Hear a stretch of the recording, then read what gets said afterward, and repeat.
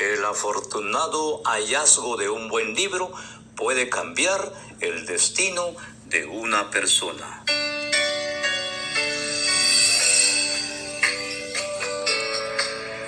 Soy su humilde servidor, Pastor Jorge Aguilar García. Le doy gracias primeramente a mi Padre Celestial, en el nombre de Jesús, por concederme el privilegio de compartir su santa palabra. Durante este mes, apreciables oyentes, hemos realizado un recorrido página a página, capítulo por capítulo y versículo por versículo de este maravilloso primer libro de Samuel. Y hemos visto cómo Dios obra en la historia. El primer capítulo de este libro comienza con el nacimiento y llamado de Samuel y finaliza en una pelea campal de filisteos contra el pueblo de Israel. Comenzamos nuestro recorrido por este libro maravilloso e interesante, resaltando en primer lugar las figuras de los personajes claves como lo son Samuel, Saúl y David. Como un rayo de luz en el sombrío tiempo de los jueces, se levanta la familia de Elcana y su estéril esposa Ana.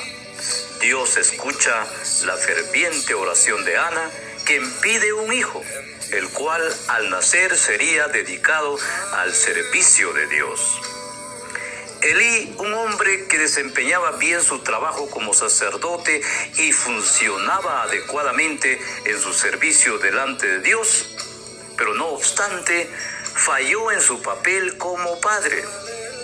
Elí falla en disciplinar a sus propios hijos por ser la conducta de ellos inmoral y censurable ante Dios y el tabernáculo. Es así como Elí pierde su influencia en el reino espiritual. Padres, tengamos como objetivo primordial ver cuán bien están cumpliendo nuestros hijos su deber para glorificar a Dios. En el cumplimiento de la palabra profética de Samuel, el juicio vino sobre la familia de Elí. Ofni y Finés murieron en las manos de los filisteos, además de 34,000 de sus compatriotas. Pero más terrible es aún, el arca de Dios cayó en manos de los enemigos. Y al enterarse Elí de la muerte de sus hijos, cae hacia atrás y muere también.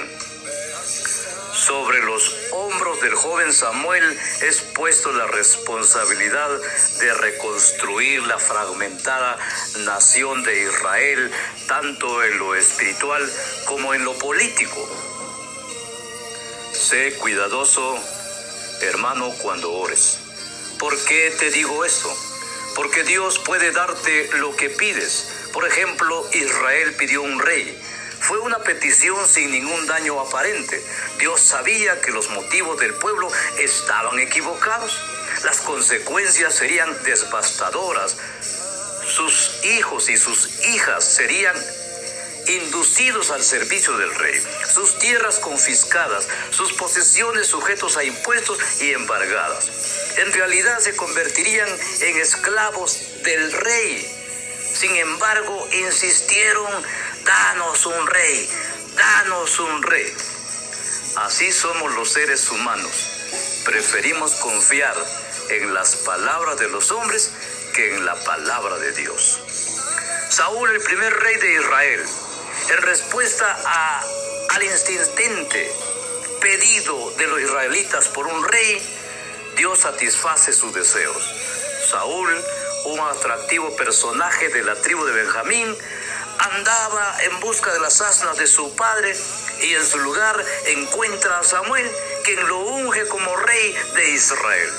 Y Saúl rápidamente dirige a la nación en una batalla contra los amonitas y obtiene una victoria decisiva. Humildemente rehúsa castigar a aquellos que no lo habían reconocido como rey. Pero aunque en los primeros años de su reinado Saúl honrara a Dios, Sin embargo, Samuel advierte al pueblo del peligro de no permitir que Dios sea el rey en sus corazones. Samuel les dice: mas si perseverareis en hacer mal, vosotros y vuestro rey pereceréis. Estamos en el primer libro de Samuel, capítulo 12, versículo 25. Dios es siempre fiel a su palabra y a su nombre, gloria. Si obedeces a Dios, siempre ganarás más de lo que le das. La promesa de Saúl al inicio de su reinado duró por un tiempo muy breve. Si has seguido de continuo la lectura de este primer libro, Saúl revela actitudes y acciones que en última instancia lo conducen a ser rechazado por Dios. Presunción, racionalización, orgullo, testadurez y una total desobediencia marcan los últimos acontecimientos de su reinado, hasta que finalmente Samuel le da una tarea que debe cumplir fiel y totalmente: la total destrucción de los amalecitas. Pero el rey elige hacer solo una parte de la voluntad de Dios. Saúl preserva con vida una parte de lo mejor del ganado, dizque para santificarlo al Señor. Samuel 15:15. Y le perdona la vida a Agag, el rey de los amalecitas, y cuando es confrontado por su desobediencia, Saúl le echa la culpa al pueblo, provocando que Samuel le dé el último veredicto final de Dios: el Señor te ha rechazado. ¿Está el orgullo, la testadurez o la rebelión ensombreciendo tu relación con Dios actualmente? Si es así, trata con Dios ahora mismo. Pregúntale a Dios dónde necesitas cambiar, a fin de que seas el instrumento para el liderazgo piadoso que Él desea que tú seas. Samuel, aún disgustado por el pecado de Saúl, es instruido por Dios para ungir a un nuevo rey, un fantástico joven candidato de la familia de Isaí. Sin embargo, el anonimato de David no dura mucho tiempo. Después de ser comisionado por Saúl para que toque el arpa en la corte del rey, David se encuentra y derrota al famoso Goliat, que todos conocemos esta historia, el filisteo. David busca servir más al rey, su reputación enfurece más a Saúl, poniendo su vida en riesgo. Ni siquiera la estrecha amistad con Jonatán, el hijo de Saúl, puede darle inmunidad a David contra los ataques de Saúl. ¿Cuántos amigos cercanos tienes?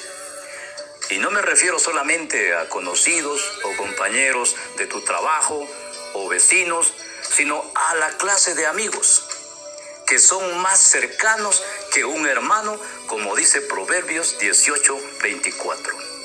David se dio cuenta de que tener un amigo puede ser lo más valioso. En algunas ocasiones un verdadero amigo puede hasta salvarnos la vida.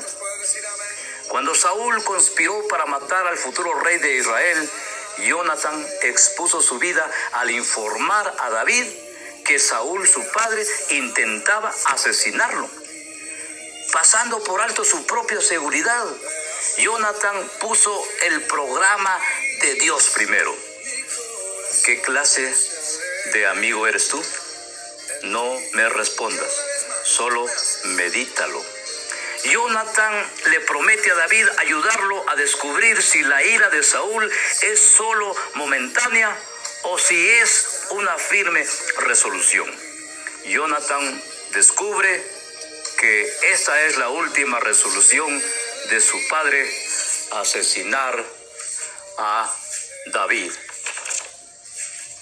Entonces David debe escapar por su vida.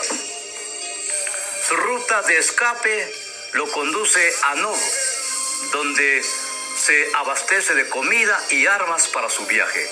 De ahí escapa para Gat y después a la cueva de Adalum, donde una banda de familiares y expatriados se le une a David, forzando así seguir hacia el desierto por el avance del grupo que lo buscaba de parte de Saúl. David se percata de que su vida está en constante riesgo. Humanamente hablando, Jonatán era el heredero del trono como sucesor de su padre Saúl. Él tenía todas las razones para odiar a David y unirse a su padre en busca de la muerte de David. Pero en lugar de eso, amó a David, lo favoreció, lo protegió y aceptó la voluntad de Dios para él, aun cuando esto significaba poner en segundo plano sus ambiciones personales. Algunos de los hombres más notorios de la Escritura fueron pastores. ¿Puedes recordar tú 3? Te lo dejo de tarea. Para David, semejante a Dios como amante y cuidadoso pastor en el Salmo 23, era natural porque David sabía de primera mano el rol de un pastor. En los capítulos del 24 al 26 de este libro, Saúl retorna a su actitud de perseguir a David cuando acorrala a David y a sus hombres en una caverna. Entonces, milagrosamente, las posiciones cambian. David queda situado a espaldas del adormecido Saúl, con el poder de la vida y la muerte en sus manos. Aunque la venganza está a su alcance, David rehúsa levantar la mano contra el ungido del Señor. ¿Cómo lo ven? La escena se repite, esta vez en el desierto de Zif. De nuevo, David debe ser la elección. Una vez más, la fuente del problema de David puede terminar con que solamente utilice su espada. Pero de nuevo, David resiste a la tentación de hacer el papel de Dios extinguiendo la vida de Saúl. David, un hombre conforme al corazón de Dios. Hechos capítulo 13, versículo 22. Llegamos a los capítulos 27 al 31 y aquí se narra la caída final y muerte de Saúl. El primer libro de Samuel, estimados oyentes, concluye con una serie de acontecimientos culminantes, empezando con la muerte de Saúl y sus hijos y dejando libre la vía para el ascenso de David al trono. Desanimado y fatigado, David se fuga hacia la tierra de los filisteos buscando su propia protección y se establece en Gat, la misma ciudad de donde vino el gigante Goliat. David utiliza engaños para evitar ser partidario de los filisteos en las crecientes habilidades contra Israel. Saúl, incapaz de encontrar dirección de Dios, consulta a una espiritista a través de quien recibe una escalofriante predicción de juicio y muerte. La vida de Saúl fue una verdadera tragedia. Aunque prometía mucho éxito para él mismo y para la nación de Israel, sin embargo, terminó derrotado y en desgracia. Todo por el orgullo y la vanidad. Concluyo este tema diciendo que convertirse en cristiano no marca el final de tu batalla, querido hermano. Tampoco esa batalla contra el pecado y la tentación. En muchos casos señala el principio. Como cristianos continuamos teniendo una naturaleza pecaminosa que trata de expresarse a sí mismo en nuestras acciones diarias. También tienes una voluntad personal que desea dirigir tu vida y ambas deben estar bajo el control de nuestro Señor Jesucristo, el único capaz de perdonar nuestros pecados, el único capaz de transformar la vida de los hombres y de las mujeres. El Salmo 138:6 dice: porque el Señor es excelso, óigase bien, porque el Señor es excelso y atiende al humilde. ¿A quién atiende? Al humilde, mas al altivo conoce de lejos. Que mi Dios te bendiga y hasta la próxima.